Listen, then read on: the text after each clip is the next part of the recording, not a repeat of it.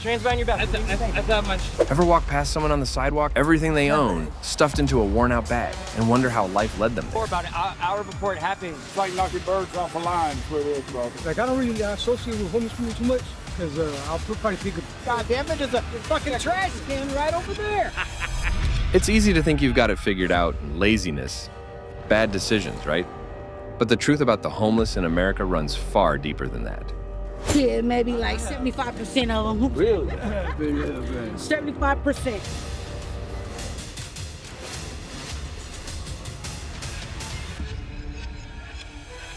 In this video, we're breaking down 5 major myths about homelessness that distort our views and block real progress. From who they are to what they truly need, let's dig into the facts together, step by step with open minds and hearts willing to understand. Stay with us. You might see this crisis from a completely different perspective.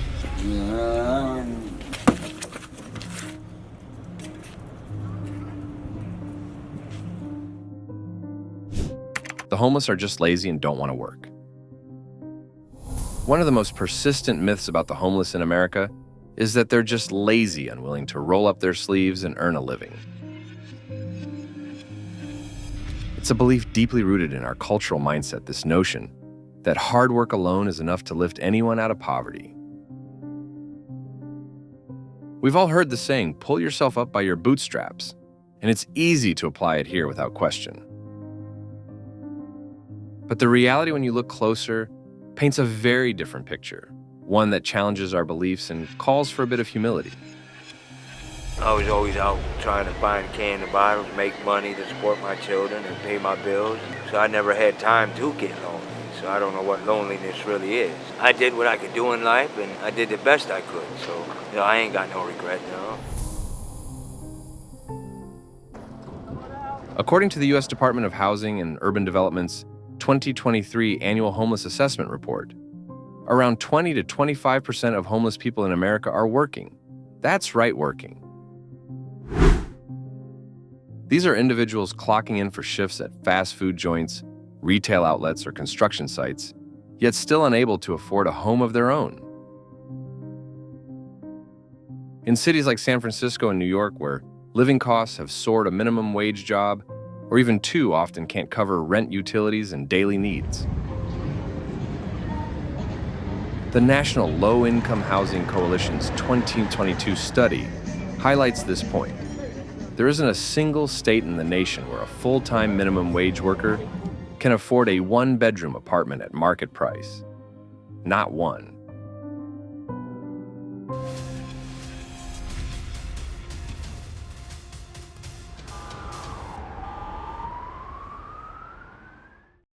Imagine working more than 40 hours a week, yet still sleeping in a shelter or on a park bench because your paycheck doesn't stretch far enough.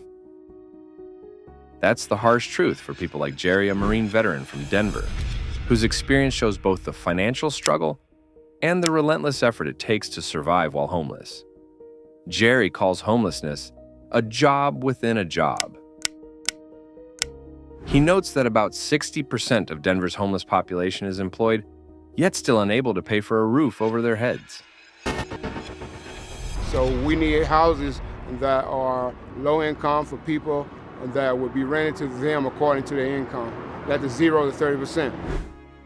Every day is a fight setting up and breaking down camp, finding food and water, and locating a safe place to rest. There are no breaks, he says. Homeless people are anything but lazy. Yet Jerry's story also exposes how the system penalizes poverty. He's received 3 citations for urban camping, even though he has nowhere else to go. When he can't pay the fines, he's ordered to perform community service, which he describes as 21st century slavery, working for the city without compensation. His situation is one of many, showing the brutal truth: people aren't homeless because they're idle, but because they're stuck in an economy where wages, rent, and chances simply don't match.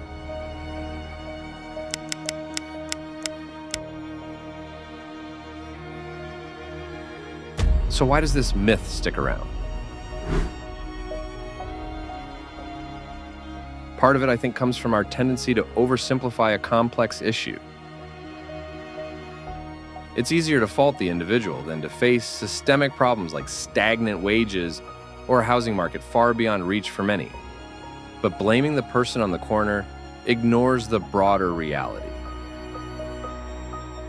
It's not a lack of effort, it's a lack of opportunity, a lack of affordable housing, and a missing safety net to catch people before they hit bottom. What about you? Have you ever thought someone was homeless because they didn't work hard enough? It's worth thinking about where that belief comes from and whether it holds up once you really examine the facts.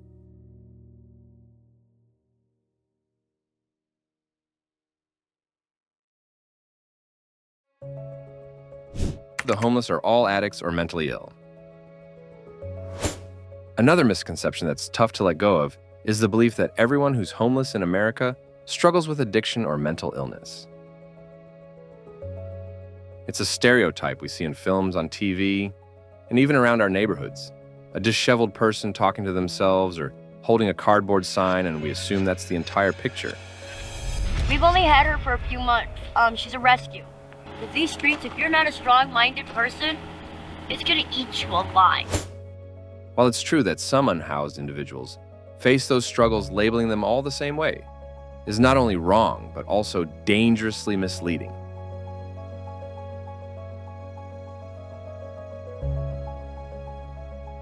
Let's take a look at the facts.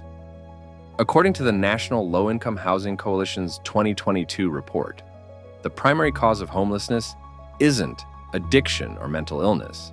It's the shortage of affordable housing. Only about 30% of homeless people deal with substance abuse or a diagnosed mental health issue, according to HUD's 2023 data. That means the majority, 70%, don't fit that label. Many are individuals who lost their homes because of unemployment, a medical crisis, or rent increases they simply couldn't keep up with. These are everyday people who, like you and me, were just one or two setbacks away from losing it all.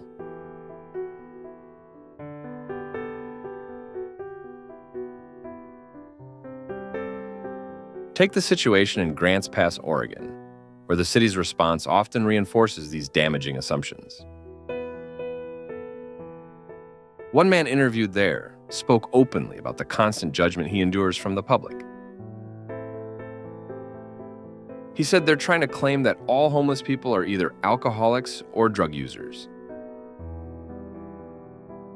He then strongly rejected that blanket assumption, pointing to his own story as proof not all homeless people are alcoholics or drug addicts. I can say that because I'm not an addict and I'm not an alcoholic.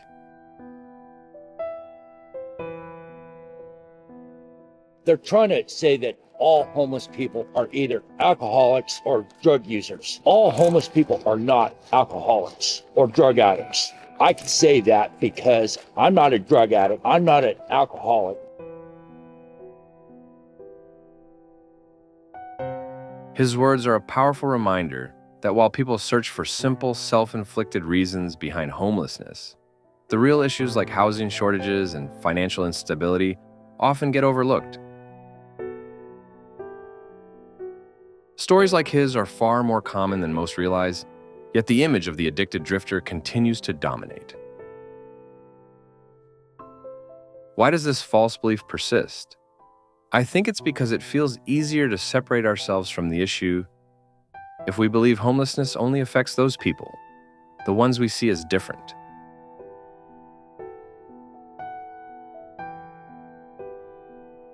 It's unsettling to admit that homelessness could happen to anyone under the right set of circumstances. The truth is, many of us are closer to that line than we'd like to believe. A lost job, a medical emergency, or one unexpected bill could push things over the edge. So let me ask you this. Do we focus too heavily on addiction and mental illness when we talk about homelessness instead of seeing the wider economic reality? It's something worth thinking about as we move forward.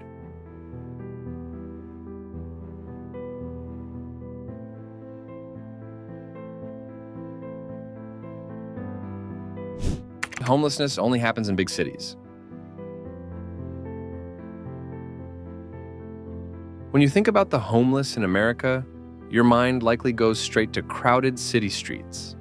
Los Angeles with its endless tent camps, New York's packed subway stations, or San Francisco's sidewalks lined with blankets and sleeping bags. It's easy to assume homelessness only plagues urban areas where sky-high rents and the fast-paced grind seem to push people over the edge. But here's the truth. It's a myth we need to let go of. Homelessness doesn't recognize boundaries. It's not just an urban issue. It's quietly spreading through small towns and rural communities too. I don't know where to go. And I really don't know what the solution could be besides having some place that people can afford to help us get back on our feet. The statistics speak for themselves. According to the U.S. Department of Housing and Urban Development's 2023 report, more than 10% of America's homeless population lives in rural regions. That's thousands of lives often hidden in plain sight. In places like the back roads of Kentucky or the wide plains of Nebraska, homelessness doesn't always mean someone holding a sign on a busy corner. It could be a family staying on a friend's couch, a single mother sleeping in her car with her kids, or someone camping in the woods because they have nowhere else to turn. These stories are happening everywhere, but they're easy to overlook because they rarely make the evening news. Take, for instance, a small town in rural Oregon, where a 2022 local survey found dozens of families living in trailers without heat or running water after the local mills closed down. No nearby shelters, no workforce programs to count on, just people doing their best to survive. It's a different kind of hardship than what we see in big cities, but it's every bit as devastating. Rural communities often lack the safety nets found in cities like day centers or food banks, making it even harder for residents to rebuild their lives. So why do we still think homelessness is only a city problem? The media plays a huge part focusing on urban encampments that draw public attention.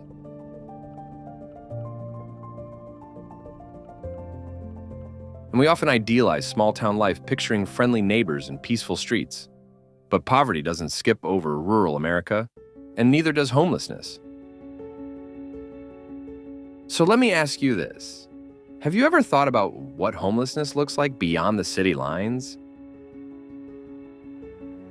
It's a question that might just reshape how you see this crisis and who truly needs our compassion and support.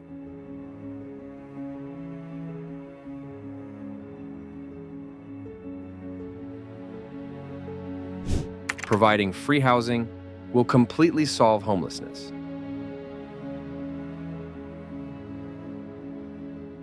It's tempting to think that simply giving out apartment keys could erase homelessness. Just hand everyone a home and boom, the problem disappears, right? It sounds ideal, but when you look at the reality of the homeless in America, it becomes clear that this idea is far too simplistic for such a complex issue. Housing is a massive part of the solution, no doubt, but assuming it's the full answer is like expecting one puzzle piece to finish the picture. Life's more complicated than that, and so is this crisis. Let's look at what actually works. Programs like Housing First, which prioritize getting people into permanent housing first, have shown incredible success. Take Utah, for instance. In the early 2000s, the state fully embraced Housing First, and chronic homelessness dropped by nearly 91% between 2005 and 2015, according to the National Low-Income Housing Coalition. The concept is simple. When someone has a safe place to sleep, they stand a much better chance at tackling other problems like finding work or improving their health.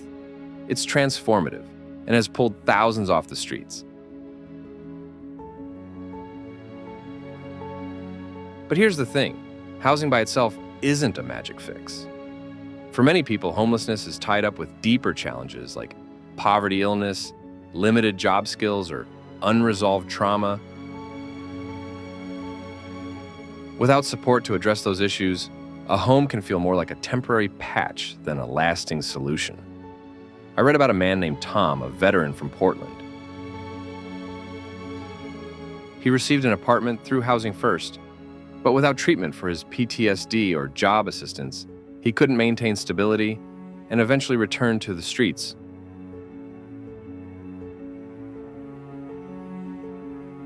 That's not uncommon. HUD's 2023 data shows that about 20% of individuals in some housing programs fall back into instability without added help like therapy, career training, or healthcare. That's why the answer has to be bigger than just providing shelter. People need access to mental health care, addiction recovery if needed, and real opportunities for jobs that pay a livable wage. Even trying to navigate social services can feel like a full-time job. It's exhausting and confusing for anyone, and let's not forget about rising costs. Zillow reported in 2023 that the average rent for a one-bedroom apartment in major cities now exceeds $100 or $800 per month. Even with a free place to begin staying housed on a limited income is tough without consistent support. So why do we keep believing that housing alone is the ultimate fix? I think it's because we crave an easy, clear-cut solution, something we can point to and say, there, we did it. Building housing feels achievable. Confronting poverty or broken healthcare systems feels overwhelming. But if we stop at housing, we're setting people up to fail. So here's something to consider. Are we putting too much faith in housing as the only solution to homelessness? Or are we ignoring the other essential pieces? It's worth asking what true stability really requires.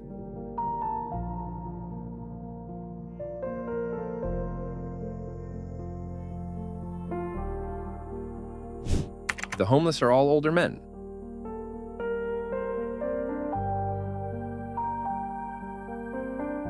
When you picture the homeless in America, what image comes to mind? Probably an older man, maybe in his 50s or 60s, sitting alone on a park bench with a scruffy beard and a cardboard sign. It's a familiar stereotype we've all seen countless times. But the reality is that homelessness is far more diverse than that. And this myth hides the struggles of many others: women, children, families, and young adults, all facing the same harsh reality. Let's take a look at the facts. HUD's 2023 Annual Homeless Assessment Report shows that about 22% of the homeless population in the U.S. are children under 18. That's nearly 1 in 4 kids who should be in classrooms or playing outside, not spending nights in shelters or cars. Families often led by single mothers are an expanding group, making up around 30% of the total in 2023.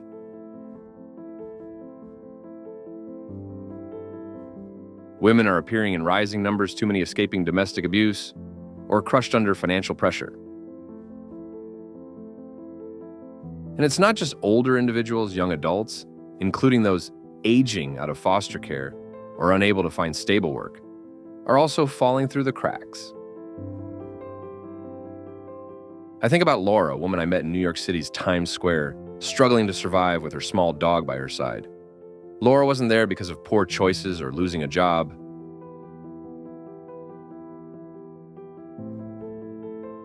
She fled an abusive partner after enduring 4 severe head injuries that left her with permanent brain damage.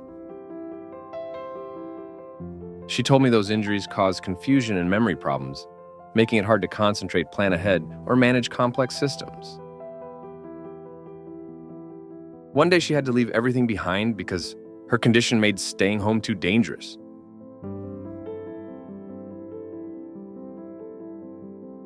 Now she's exposed to the streets, sleeping over subway vents for warmth, and depending on strangers to watch her few belongings just so she can use a restroom.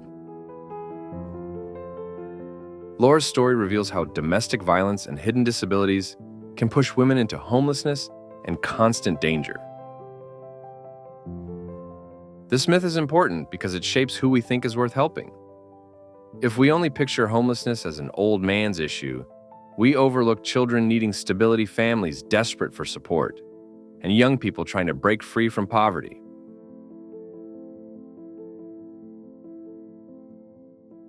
It allows us to look away believing it's something distant from our own lives. But the truth is, homelessness could be your neighbor, your coworker, or someone you walk past every single day.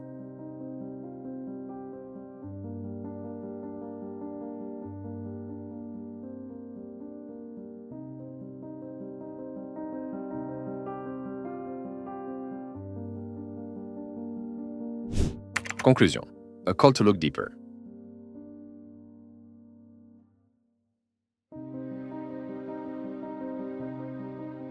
Homelessness in America isn't just a crisis we notice on street corners or in viral clips. It's a reflection of the deeper cracks within our society. Behind every tent, every worn-out sleeping bag, lies a story of someone who once had hopes, careers, and families just like ours. Yet too often, public opinion is shaped by stereotypes rather than truth.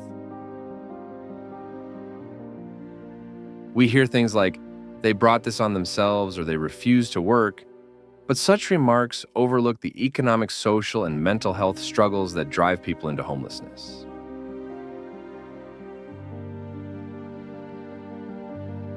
Grasping this truth demands empathy, not pity, awareness, not avoidance.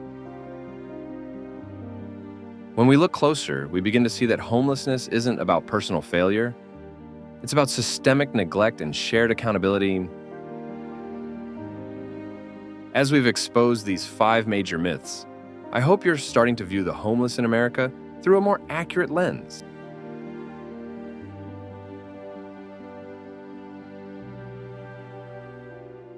They're not just idle wanderers or broken souls. As we sometimes assume, they're workers, parents, children, and neighbors caught in a web of systemic barriers no single fix can untangle. Have you ever held any misconceptions about the homeless? Share your perspective with us in the comments below. Let's keep the conversation going. The myths we've discussed about laziness, addiction, city concentration, quick fixes, and stereotypes of who the homeless are reveal our tendency to oversimplify a complicated issue. Still recognizing these truths is the first real step toward meaningful change.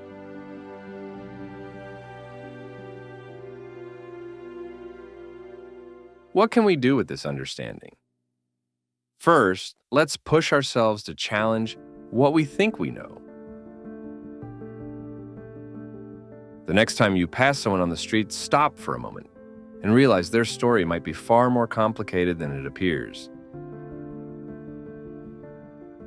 Second, let's support policies that tackle root causes, affordable housing, fair wages, accessible healthcare, and strong community support networks.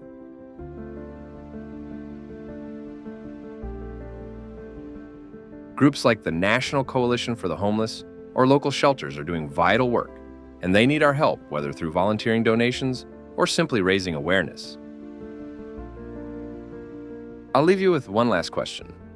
What's one action you could take in your community to shift the conversation around homelessness? Maybe it's educating yourself, sharing this video, or connecting with a local nonprofit. Whatever it may be, every effort matters.